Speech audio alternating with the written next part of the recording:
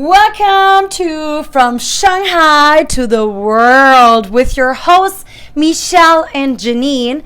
If you don't know yet of why we're doing this, well, we just want to bring all these amazing people who are based with their lives and work in Shanghai to the world, no matter where you guys are.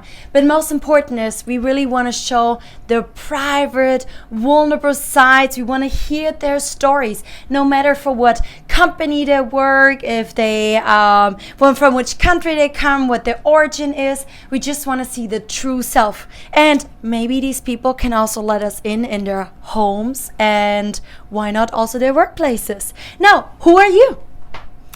Welcome, everyone. I'm very happy. Bonjour, ni hao, guten Morgen. Oh, yes. Very good. I'm very happy to be with you today, and thanks to Janine to share the opportunity to bring this Shanghai to the world and to share incredible people experience with you guys. So everything I would say is for you. So just watch it and enjoy until the last piece. Yes, so this is Janine. I'm a founder of a consulting company. I'm a coach and trainer based in Shanghai, originally from Germany, and I would call myself a global citizen as well. And you speak a lot of languages. Who are you again? This is Michel. I'm working, I would say, on my new inspirational path, and thank you very much to Janine and everyone who are looking for us. Enjoy the show with amazing Alysia, and welcome to her SoulWell Center.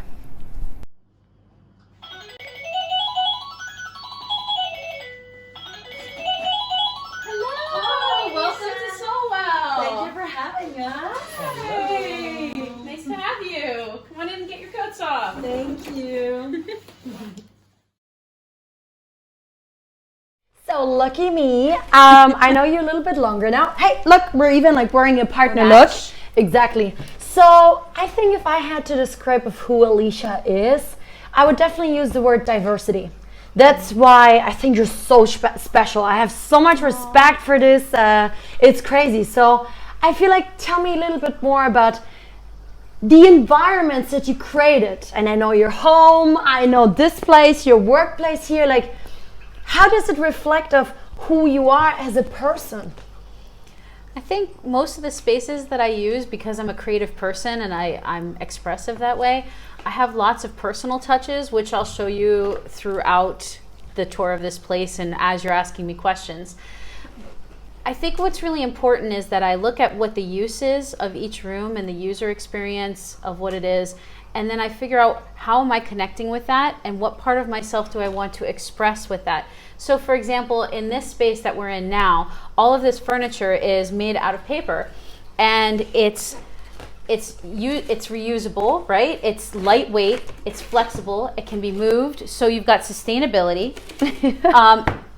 And it holds 330 kilograms, so you don't have to worry about falling off of it or having it collapse. I checked. and the way this reflects me is, as a creative person, I want to be able to do what I want to do when I want to do it, okay? I want to be able to use a space however it needs to be done to do all kinds of different things. For me, one of the beautiful things about life is options. And when you have things like this, these beautiful designs which allow you to have options for your space, it helps everybody, all the users, to do what they need for their experience. And that's how it reflects me at this point. Interesting. I mean, like, even if I look at your career a little bit, you've lived in so many different countries and you've done different kind of jobs. You have so many talents. I've seen her CV before. It's crazy how much expertise in different fields you have. Design, creativity, psychology, teaching, and there's so much more, which hopefully you'll show us in different pieces very, very soon. Sure.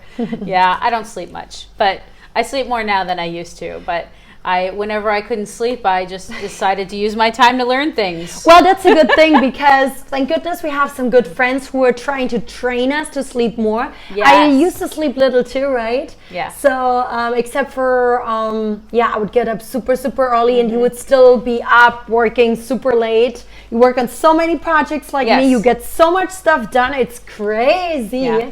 But work in progress, We're right? getting better. Yes. There you go. Nobody's perfect. So Alysia, tell us about what is physical center apart from what you are doing here. So the physical wellness part of what we're doing here is really reflective and important of me, because I'm very big into yoga. I think that it's a really important thing. And the physical wellness really is important to all the other areas. For me, some things that people don't really know about me is I actually have a lot of problems with my back. I actually had an accident where somebody hit me in a car into another car. And I didn't realize for a couple of months that I had a herniated disc. And they recommended I get surgery, and I said no. And instead, I used yoga, Pilates, massage therapy, and chiropractic to actually get me to be okay without needing the surgery. Also, I've had a lot of other physical issues that I've had to battle through, and like even having a low thyroid. So if I'm not doing exercise, it's really hard for me to keep off weight, lose weight, things like that. So making sure that I'm in shape, even loving whatever shape I'm in, but making sure that I'm healthy physically is really important. So this bottom level, you know, at the core, we want to make sure that everybody has some physical wellness as part of what they're doing in their life. Thanks very much, Alysia, to share with us a part, I would say, of your life story. Yeah. And look at me. I'm ready also to go for yoga Yeah. in this center. Let's stretch.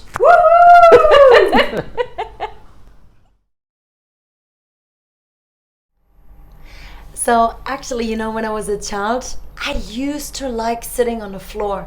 Or, you know, when we were like teenagers, we would talk to our friend about our, I don't know, like secrets. We would be like in the hallway of our building on the staircases. I have some childhood memories coming up right now, so I feel super relaxed here.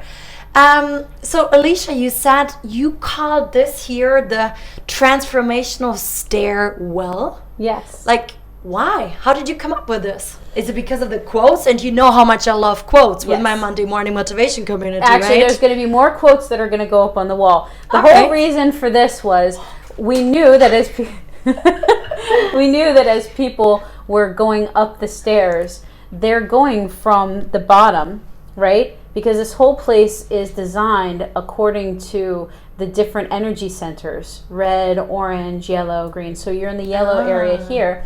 And so for this, we knew that it was going to be a transformation. We wanted the actual tour to make people feel transformed as they were thinking about the different parts of the wellness wheel.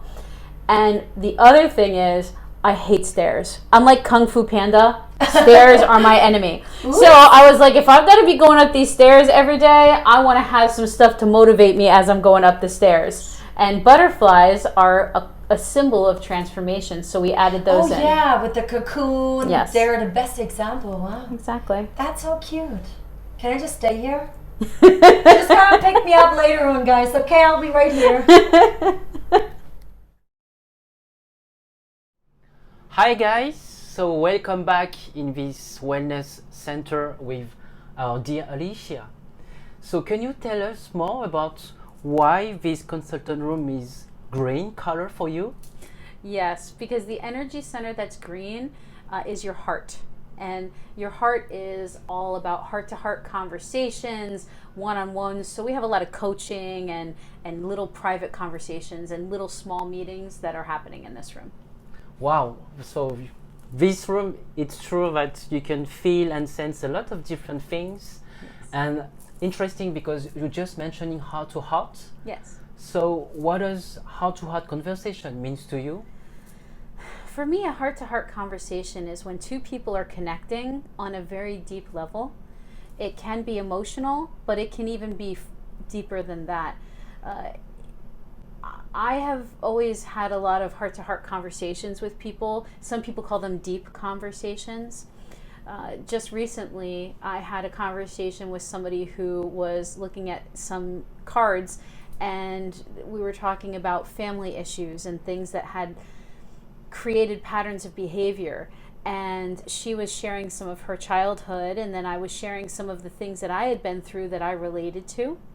So it's kind of this reciprocal sharing of heartfelt energy. And when you have that, you connect on such a different level that you're able to change and transform so much more rapidly. You feel heard, you feel trusted, you feel understood, and you feel like both people are giving and taking and they're receiving, and that's perfect balance. And that's what I hope happens in this room. I'm really sure that in this room, we could have more heart conversations. The thing is, sometimes it's not so easy and so quick, to have this kind of deep level conversation with, let's say, everyone we can have around us. Yes, you have to create rapport. So that's something that we talk a lot about in helping professions and counseling and in coaching. You want to make sure that you're creating trust and that there are different ways that the person knows that you're listening to them and that you care about what they're saying. The way that you are attending to them, the way that you're physically echoing some of the things that they're doing, and let them understand that you're there to serve them by either listening or providing advice or support, whatever the conversation is for, because they all have different goals.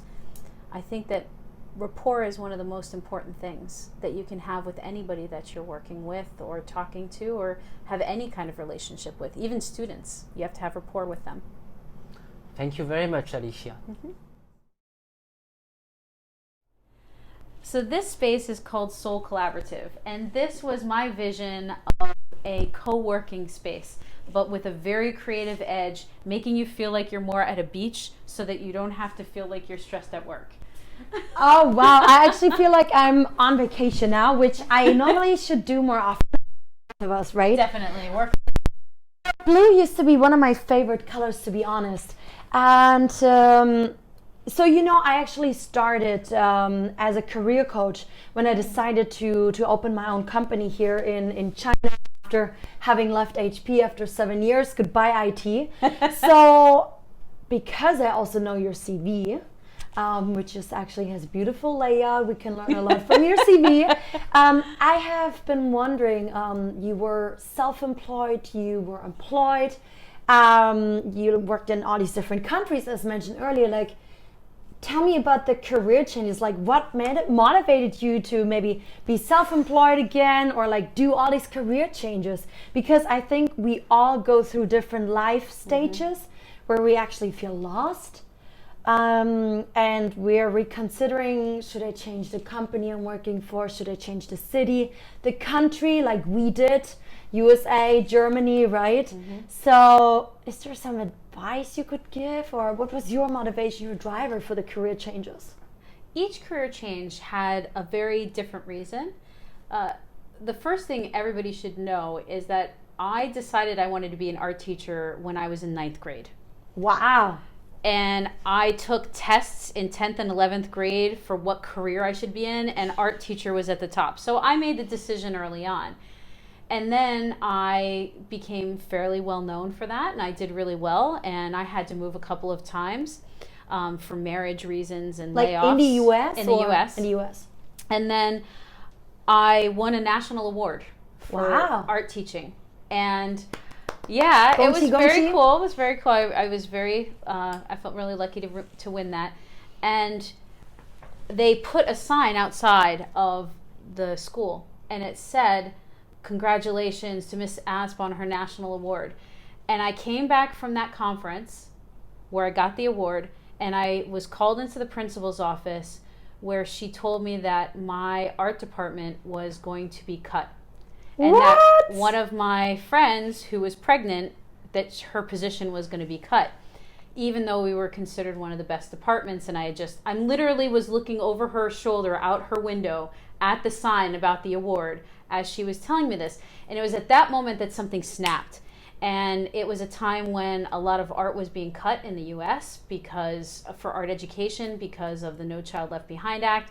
And I said to myself, if they're going to cut it in the schools, I'm going to provide it elsewhere. So I opened my own art center. I got a certificate through a college in creative entrepreneurship. I worked really hard at that for 2 years, and I opened my own brick and mortar art center, which was a private art school, a gallery, sold art materials. We did glassworking, metal smithing, drawing, painting. The whole building was basically like this. Every room had a theme and was an art center. Let me quickly cut here. So basically, I think most people, what they actually would think is, and this was automatically my thought, this is so not fair when this happened to your school, right?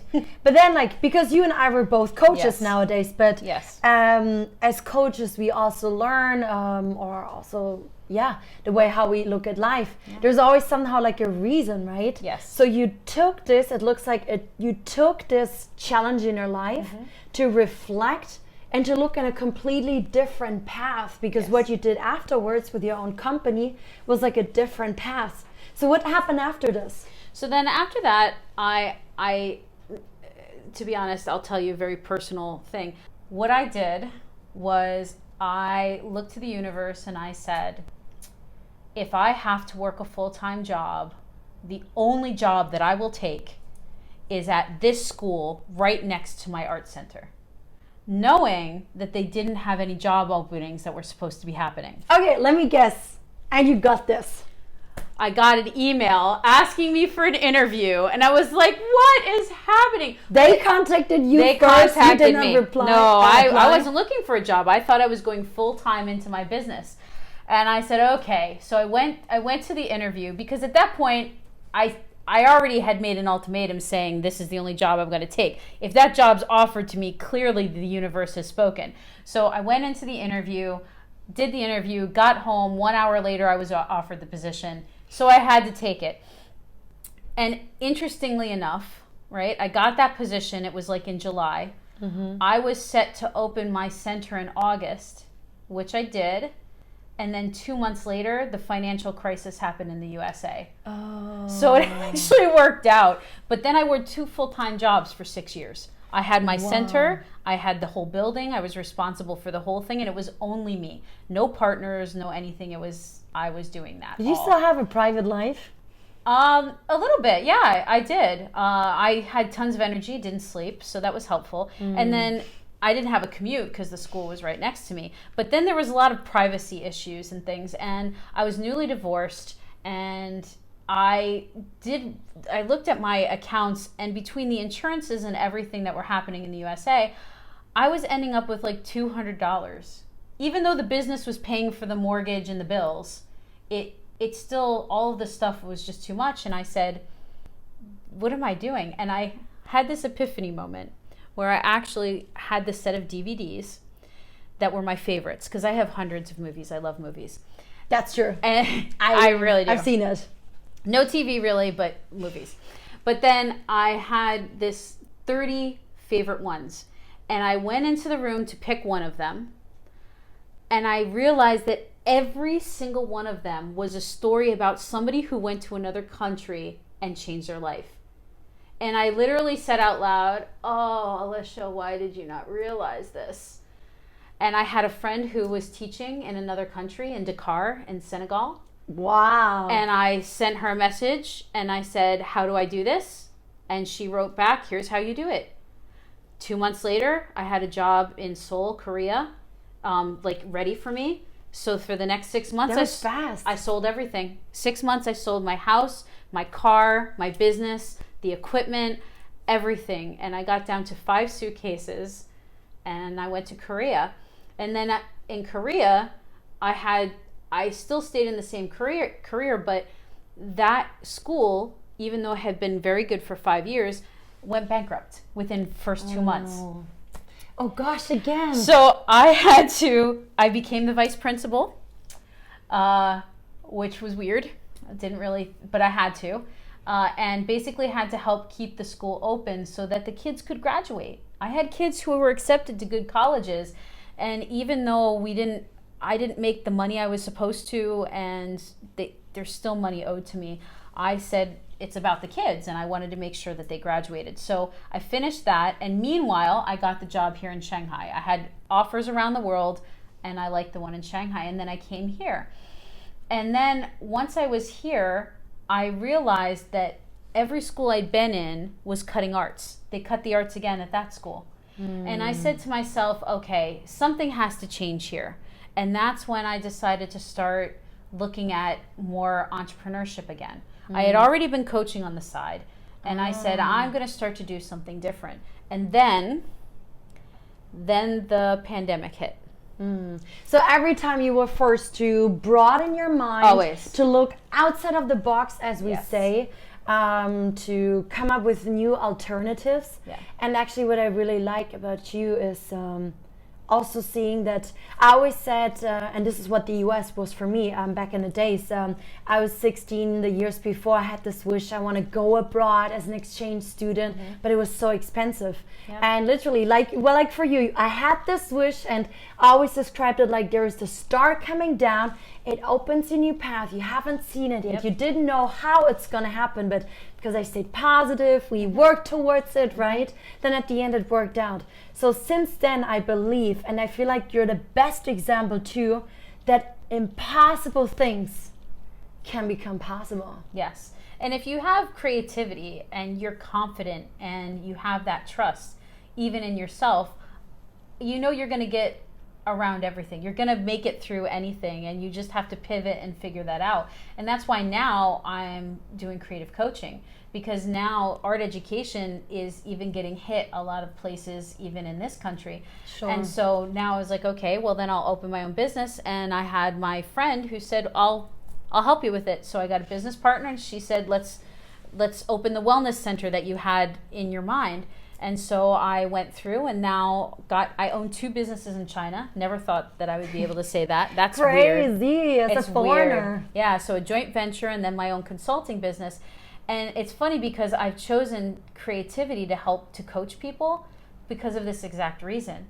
I have had so much experience with having to use creativity to solve problems, to move forward in life. And people who are feeling stuck, it's usually because they don't have the tools or the strategies to do the same thing. And that's what I like helping people do. Thank you so much for sharing your personal tips on career changes and what basically, what your story was on that. Here we are in this beautiful room with just the beach behind us. Wow. Aloha. Yeah. So Alysia, what is this room actually? This room we call the soul streaming room. And what this is it's really a way for people to have some fun, but it was designed so that wellness professionals would have a space to create their own media. So you can do photography, live streaming, we have podcasting equipment, and we have a loft where people can have ideas and they can incubate their ideas. So if anybody has some kind of concept for an online course or something like that they want to create, they can actually rent out this room and use this room. Yeah, actually I would say your room is very well equipped. So this is, I would say, a real opportunity, yes, to get here and to use everything from here to just to share with everyone. Yeah, with the backgrounds and the lighting and everything. You know, a lot of coaches and a lot of professionals just can't afford all of this stuff. So by all of us sharing, it's much easier for them to achieve the goals without having to put all that expense for all of this stuff. Very good. And I even see that you have a kitchen. So between, I would say, 2 recording, yes, we can grab or even cook something. Yes, we actually have 3.5 kitchens in this place. And we chose to keep them because we like the home feeling, but also we have people who do vegan desserts and who want to show things about vegetarian cooking and plant-based diets. So that was actually intentional because we know that the kitchen and eating is also really important to people's wellness. Very good, very good. And delicious. Yes, I'm pretty sure it's delicious. I still have, I would say, another question I would say to ask you. Yes. What for you means communications, actually? For me, communication is one of the most vital things that we need to pay attention to, especially now when we have this pandemic where people are pulling away. But then they're using things like social media and things like this room to communicate with others. Communication for me is connection.